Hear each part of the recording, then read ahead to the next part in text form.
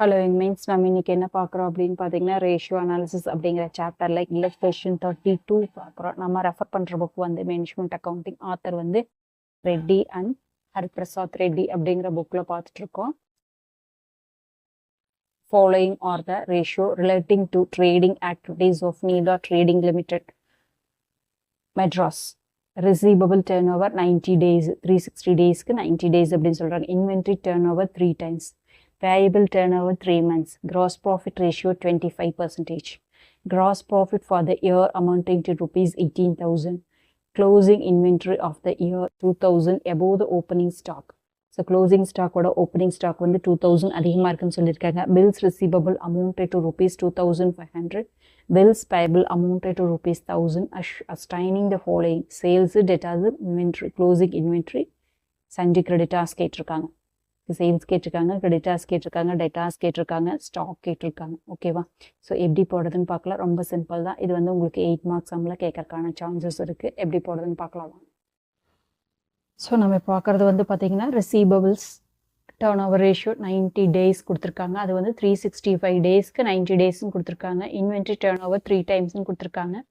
Payable turn over ratio 3 months கொடுத்துருக்காங்க. Bills receivable 2,500, bills payable 1,000 கொடுத்துருக்காங்க. GB 25,000 கொடுத்துருக்காங்க.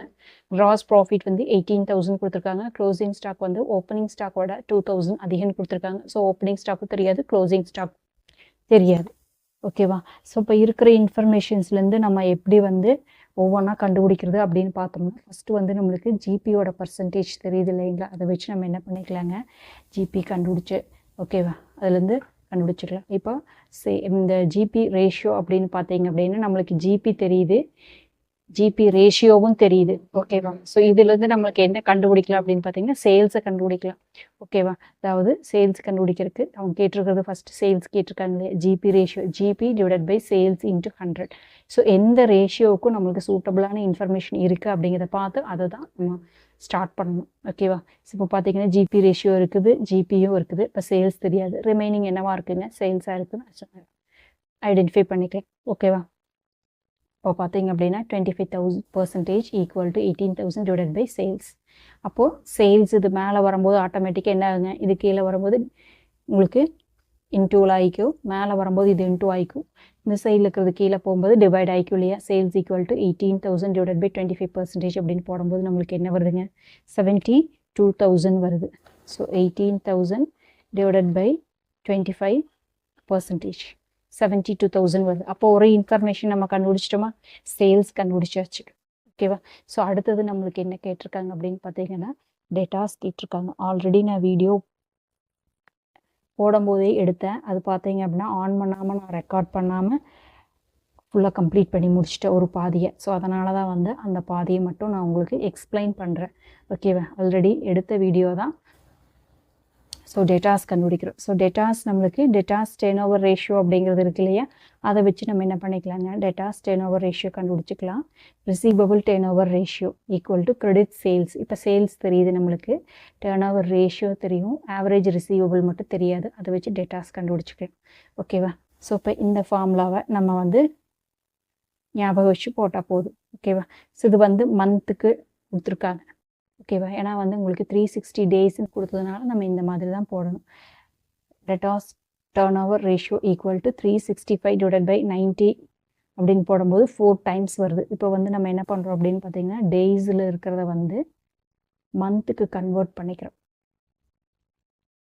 ஓகேவா? ஸோ அதுதான் 365 டிவைடிங் போடும்போது 4 months அப்படிங்கிறது. அப்போ receivable turnover ratio equal to sales, நம்மளுக்கு கிரெடிட் சேல்ஸ் இல்லைங்க, 72,000 கண்டுபிடிச்சி வச்சுருக்கோம்.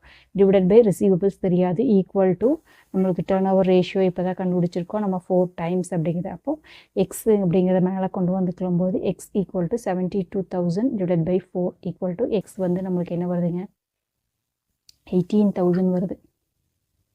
ஓகேவா? ஸோ இப்போ 18,000 வந்து ரிசீவபிள் அப்படிங்கிறதுக்குள்ள நம்மளுக்கு என்ன இருக்குது அப்படின்னு பார்த்தீங்கன்னா டெட்டாஸ் ப்ளஸ் பில்ஸ் ரிசீவபிள் அப்படிங்கிறது இருக்குது.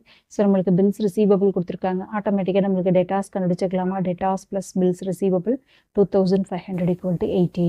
அப்போ டெட்டாஸ் ஈக்குவல் டு 18 மைனஸ் 2,500 போடும்போது இப்போ 15,500 டெட்டாஸ் அப்படிங்கிறது கண்டுபிடிச்சிட்டோம். ஸோ இந்த மாதிரி நம்ம ஒவ்வொரு ஏரியாவிலிருந்து அப்படியே ஒவ்வொன்றா கண்டுபிடிச்சி இப்போ சேல்ஸ் கண்டுபிடிக்க முடிஞ்சதுனால தான் இங்கே வந்து நம்மளுக்கு டேட்டாஸ் கண்டுபிடிக்க முடிஞ்சுது. ஸோ அந்த மாதிரி மேக்ஸிமம் இந்த மாதிரி சிம்பிளாக தான் நம்மளுக்கு ஆரம்பிப்பாங்க. அதை நம்ம ஃபைண்ட் அவுட் பண்ணிட்டு அப்படின்னா உங்களுக்கு போடுறது ஈஸியாக இருக்கும். பட் ஃபார்ம்லாம் நம்மளுக்கு தெரிஞ்சால் தான் ஒவ்வொன்றுமே போட முடியும். ஓகேவா? ஸோ அடுத்தது என்ன கேட்டிருக்காங்க அப்படின்னு பார்த்தீங்க அப்படின்னா உங்களுக்கு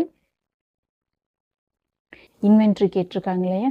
ஸோ இன்வென்ட்ரியில் நம்மளுக்கு பார்த்தீங்க அப்படின்னா க்ளோசிங் ஸ்டாக் கொடுக்கல, ஓப்பனிங் ஸ்டாக்கும் கொடுக்கல. அதுக்கு பதிலாக என்ன சொல்லிட்டாங்க, க்ளோசிங் ஸ்டாக் வந்து ஓப்பனிங் ஸ்டாக்கோட 2000 அதிகம்னு சொல்லிட்டாங்க. இன்வென்ட்ரி டர்ன் ஓவர் ரேஷியோ கொடுத்துருக்காங்க. நம்மளுக்கு சேல்ஸ் தெரியும், அதை வச்சுட்டு காஸ்ட் ஆஃப் சேல்ஸ் கண்டுபிடிச்சிடலாம். ஜிபியும் தெரியும், சேல்ஸும் தெரியும், அதை வச்சு காஸ்ட் ஆஃப் சேல்ஸ் கண்டுபிடிச்சிடலாம். ஓகேவா? ஸோ இப்போ பார்த்தீங்க அப்படின்னா இன்வென்ட்ரி டர்ன் ஓவர் ரேஷியோ அப்படிங்கிறத பார்த்தீங்க அப்படின்னா காஸ்ட் ஆஃப் சேல்ஸ்